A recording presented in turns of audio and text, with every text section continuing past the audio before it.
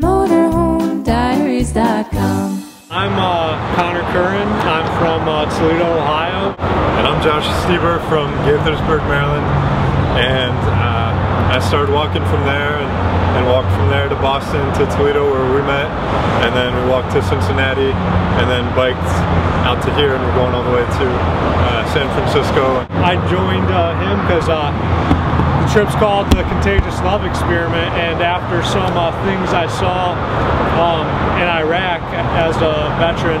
And I got out of the Army as a conscientious objector and wanted to say that if I felt like war was the wrong answer, try and show what the right answer is. I just was treated by this Iraqi guy while I was raiding his house with love of all things, and that just completely changed my life, and I went back home half a world away from this guy, and this love kind of changed my life, my family's life, and began to change my community. I wanted to continue spreading that kind of powerful thing. The two things I focused on were the power of the individual, and instead of living a life where I blamed other people or said I'm not going to live up to the things I believe because of whatever and just blame it on someone else, I was going to take that responsibility for myself and work to live out my beliefs and try and make the world a better place. And the other thing I wanted to focus on was bringing people together and just seeing how much energy is spent in dividing people, and things can become so polarized. But I think if we take the time to actually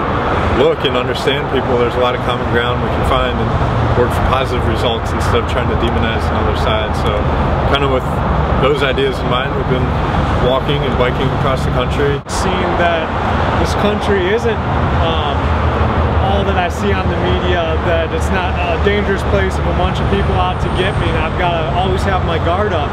I've just had that kind of myth ripped away from me. We meet so many amazing people all the time, and just like, even the people who disagree with us, I think by the attitude that we come at it with, like trying to listen and trying to work to solve problems, that through that approach, like we've been presented with some ideas that we strongly disagree with.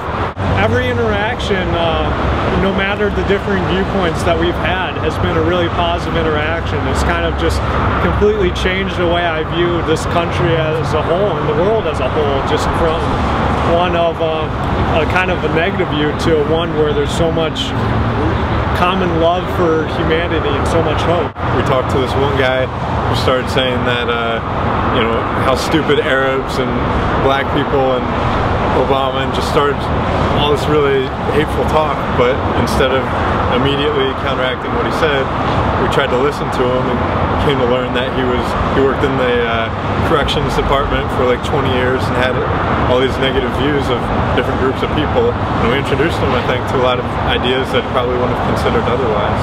People want to, especially young people, be out there doing something good, but the only way they've been taught is to do that through military service. Sadly, through our education system, it's been kind of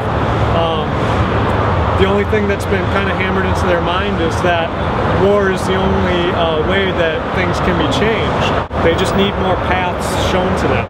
If solving the world's problems were a question of who had the biggest guns, then these wars wouldn't be going on as long as they are, and there's got to be something more to it. And the answer we have to that is this common humanity, which we have ignored, and we have let fear and terror kind of spread across us. So we really try and like go at kind of the way people think, and instead of living out of fear or paranoia, of trying to help people understand compassion and saying that when we were there in Iraq, that the thing that really showed the most progress was when we were willing to negotiate and we were willing to try and get to know the local populations.